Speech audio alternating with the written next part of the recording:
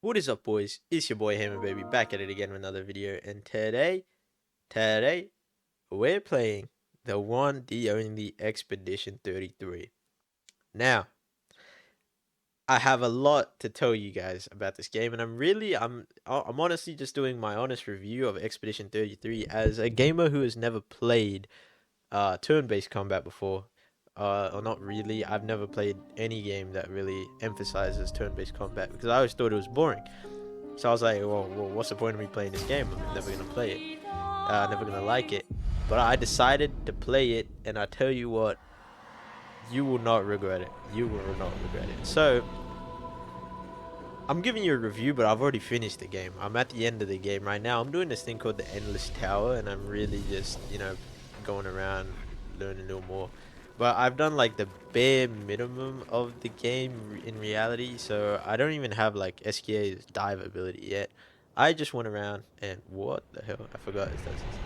So yeah, I just went around and I really loved the story of the game, so I kind of just focused the story, and yeah, I did that. Got my boy SKA right here. We're going to fly away now. Anyway, this game is absolutely amazing. That is my honest review of this game. Is I give it a fucking 50 out of 10. Look at my boy SKA going. He's living his life.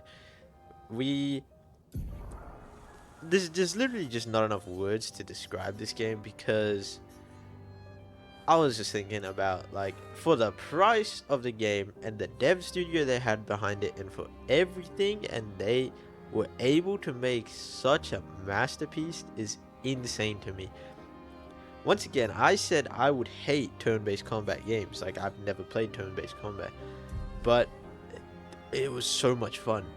Building, making your build, going from each build to build, finding out what makes what characters fun. Like, it was just so good. For example, I'm gonna head down here. We're gonna head to the Dark Shores. This is where I was farming the levels after I beat the game, I think. If you remember, this is where, well, spoilers for the story, this is where you land in first, in the story. But yeah, we'll head to the Dark Shores. So this is a pretty difficult place. It's a pretty high level place, but as you can see, I'm pretty high level. I don't really use Monoko and Lene. They're good characters, but they're just not really my type. I don't really like the way Monoko plays, and Lene is still good. She's obviously best girl in the show. You know, everybody loves Lene. But I much prefer CL, and I much prefer mainly, obviously, everybody uses Mael and everybody uses Verso because they're just OP as hell. But yeah. So I'll show you my build. For example, I have CL here, and I use her skill either Fortune's Fury or Intervention. I don't remember what I did, so I'm just gonna use Intervention, and then I'm gonna play it on Verso. And you notice I have them all negative because I have a whole bunch of Pictos I'll go over real quick. And then I go to this guy, and then I Verso. Let's just call him this guy. I go to Verso, and then I just use Phantom Stars, I believe. Oh no, not Phantom Stars. Overload. So I have Overload, but I also have Shortcut. So Shortcut is whenever your health drops below 30% or something, you immediately play again.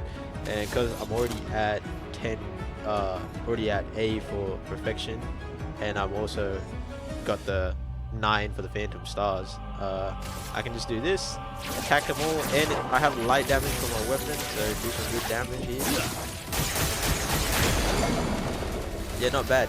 Some pretty good damage. Anyway, so one of them got taken out, the other one didn't. And with Mael, we start in Virtuous Stance, but also what I can do for Mael is I have another Picto called Cheetah on. I also have Shortcut on it. So for example, if I just go, I don't really remember the order I used to do stuff in, but I could just activate Last Chance, go to the stance.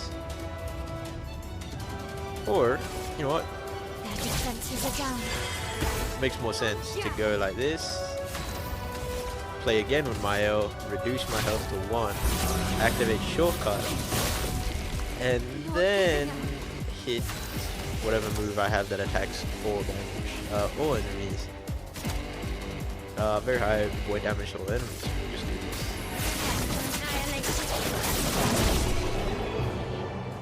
But yeah, that's my build. So basically, I have CL as only there to buff, really, like apply buffs and what the swords, and then I have Mael and Verso as my main damage dealers. You notice though, but they go to 1 HP after their turns. This is like a big gambit play. If you don't want to play like this, you obviously don't have to, but this is how I like to, because I like to learn like the parries for all the characters. So it's been a little while since I played the game, so I'd probably get beat up if I try to do the parries right now. But yeah, I like to learn the parry timings for each of the characters. But yeah, so that's roughly my build that I have going on. I'll go over the pictos and weapons I got for them. So for CL, I use this weapon. It's called the Ramazon. Only because I think it was just like the one weapon that I got and I decided to use. I don't even remember why I used it. Also because the consume 1 moon charge on turn start to recover 20% of each ally's health is really good. Because you can get moves with her and build up those moon charges really easy. And I believe I used to use this weapon before, when I switched to this. For her, because she's more so my healer, I kind of have her as my healer and my like buff giver and healer. I mainly just have, what the heck? Oh, that's pretty good. That's pretty good as hell. I didn't even realize it gives 2 AP on applying rush. Okay, that's OP as hell. Anyway, but yeah, because she's like my healer, I have energizing heal, painted power, obviously because you want the damage cap to be exceeded, and protecting health. So she's like also my tank, where she was basically no matter what, she'll stay alive. She shouldn't really die, but if she does die, then it's alright, because I mainly aim to keep her and Mael alive. I'll go to my Mael build for now. So with Mael, I use her best weapon, which is the Medallum. This is just the best weapon, period, because it starts in Virtuoso Stance. So Virtuoso Stance is her most OP stance because it gives you 200% attack damage. And you get this for, how do you get this? I don't even remember. Oh yeah, you get this if you send her into the Colosseum, and you fight with her in the Colosseum, and she will get this weapon as a reward for winning. It happens early in the story. I think so. I don't know. I can't remember. But I have this weapon, which is really OP because it starts in Virtuoso Stance, as I said. So yeah. For the pictos I have on her, I have Longer Shell, Cheater, which once again lets you play 2 times in a row. Very OP. I'll show you how you get it, but it's not there for me anymore, but I'll show you where you can get it. And then Energizing Turn, which is just +1 AP on turn start, which is amazing. So I have these on her mainly for the health and speed. I just like the health and the speed, but I mainly use the pictos for the health. But anyway, and these are her moves I have. So I have Sword Ballet, which is deal extreme single target damage, 5 hits, uses weapons element, and you know, that's basically that. That's essentially what you always want to be trying to use, because this will one-shot everyone, basically anything in the game. Deals, I don't really use this, it's just there, but it's there if I need to switch to Virtuous Stance. Obviously Last Chance, bread and butter, basically always using that. Phantom Strike, very good. Guard Down, amazing. And Rain of Fire, which is also amazing because this applies so many stacks with burns. And once you have Painted Power, it is so OP because it scales and it does so much damage per turn. But yeah, that's the moves I have on her.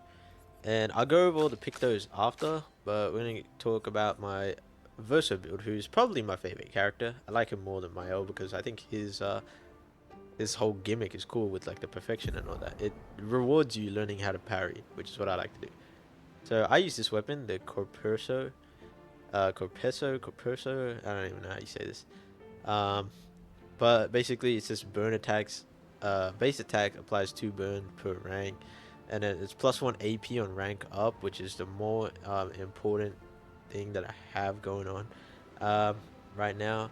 Obviously, this probably isn't even his best weapon, but yeah, there's this which allows you to play again on base attack, which is really good, I heard.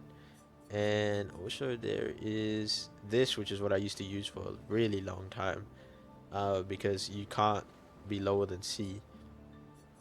But for the time being, I've settled on this. So yeah, but I think I might don't lose rank when taking damage from powerless energy.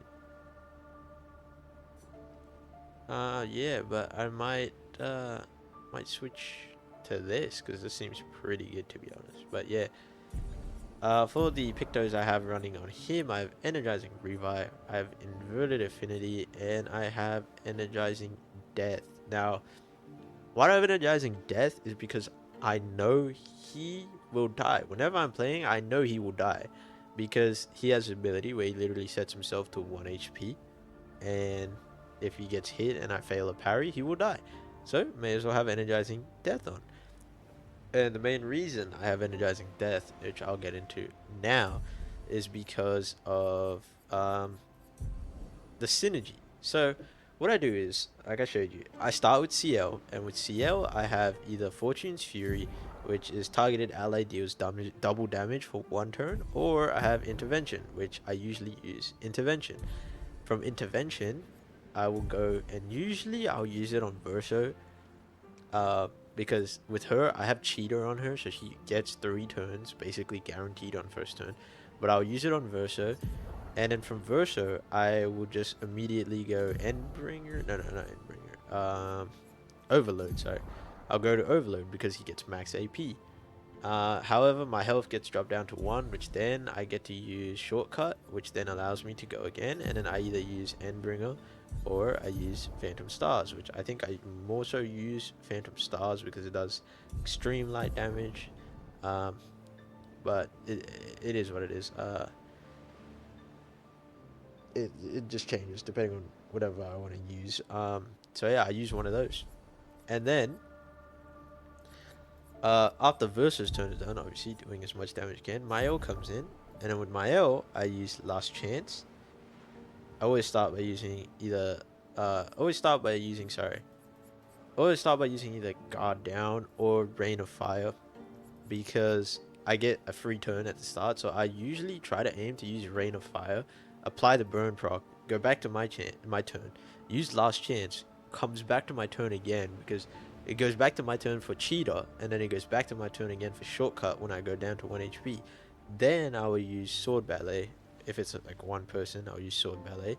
And then if it's multiple, I think I'll use Phantom Strike. And that just does all the damage. Does so much damage. And then, once again, like I said, it's a very high gambit play because I have to then parry the next turns because they're both 1 HP. But if they die, this is where the important part comes in. I have Energizing Death on everyone. Now I'm going to show you all my Pictos I have. So I have Accelerating Last Stand because she's always going to be alive. CL will never die in my build. She's basically my main character and she won't die. So I have Energizing Last Stand, Augmented First Strike, Auto Shell, Cleansing Tint, Energizing Death, Energizing Revive, Painted Power, of course, everybody else had Painted Power, Protecting Last Stand, SOS Shell, Solo Fighter, Teamwork, Shared Care, Rewarding Mark, Powerful On Shell, Inverted Affinity, Energizing Start 1, Energizing Heal, Empowering Last Stand, Burning Shots, Auto Regen, Augmented Attack, Augmented Counter 1, First Strike, Marking Shots, Protected Death, and Roulette. And these are essentially everything I need because what happens is whenever someone dies, which is highly likely that the other two will die, I will just use a revive tint, and then I get +3 AP to the ally that I revived.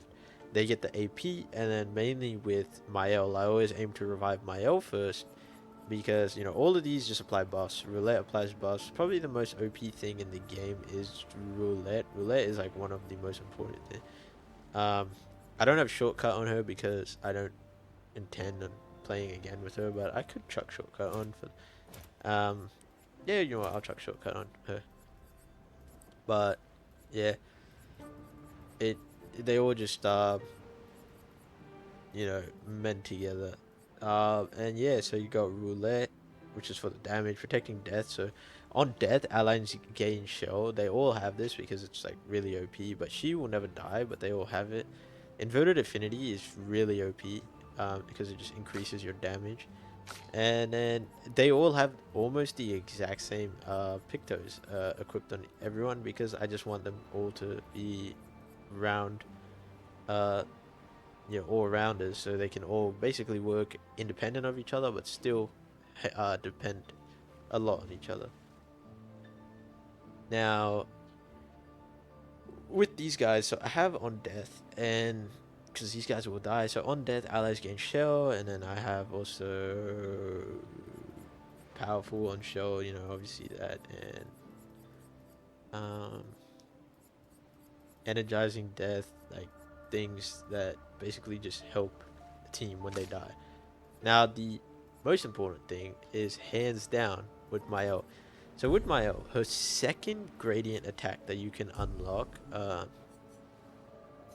if I can remember how to get to the gradient, the skill thing, oh yeah, it's over here. So the most important thing with Mael is her Phoenix Flame. So this is why I always aim to revive Mael first, because I will revive Mael and then I won't use her abilities. I will take her down to 1 HP, and so I'll hit Mael with the revive, and this will basically bring back all my teammates from the dead with 50 to 70% health, really OP, and applies 10 burn, which once again we remembered burn is really OP. So this is like just an amazing build, mainly focusing around being able to basically build up big damage attacks, but only being able to do them once every 1 or 2 turns, you know, once a turn or every 2 turns, because I have to parry. If I don't parry, they'll die, and then I have to spend a turn to revive them, to then try to parry, and then, you know, next turn I can do my setup to get all the damage. But that's basically the type of build I like. It's really, really fun. It's really, really OP. And as I showed you just then, it can lead to a lot. I'll build again. This time we'll fight the 3 over here. Yo, what up?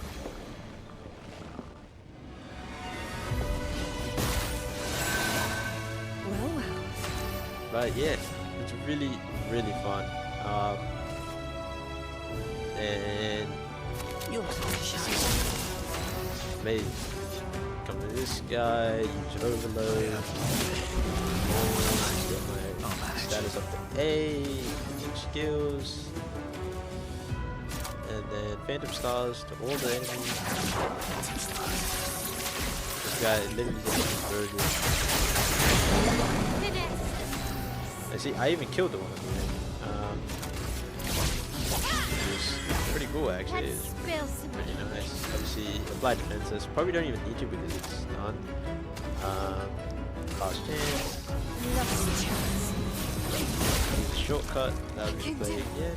And then just end them off with damage. Naturally, I am pretty OP, and this area is really good for like farming. I did farm here a little bit. It's actually 1.2 million XP. I can try fighting them in expert mode. I think I'm just in expedition mode, which is like the normal mode. But yeah.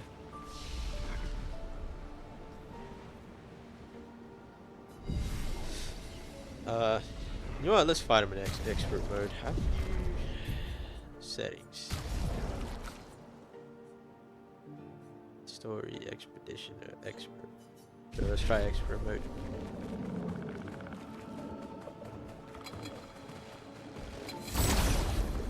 Alright, boys, let's try this in expert mode.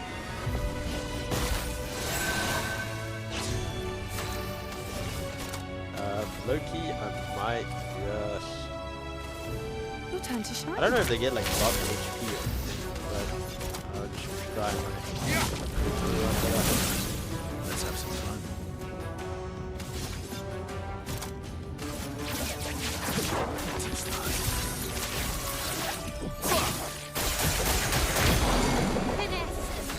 They didn't do much damage. I think they do get boosted health, but should be fine.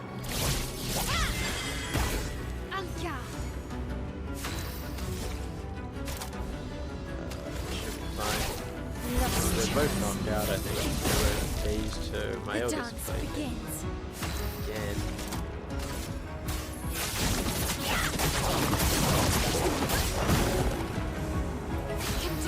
But yeah, he's still dazed, so I can literally just last chance again with my so just play again and then just do my most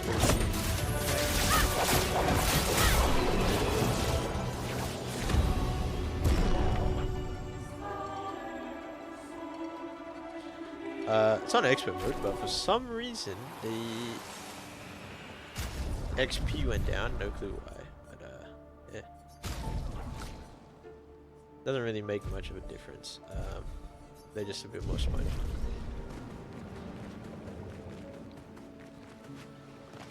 But yeah. Anyway, so back to my review of the game. I think I give this game a solid 10 out of 10.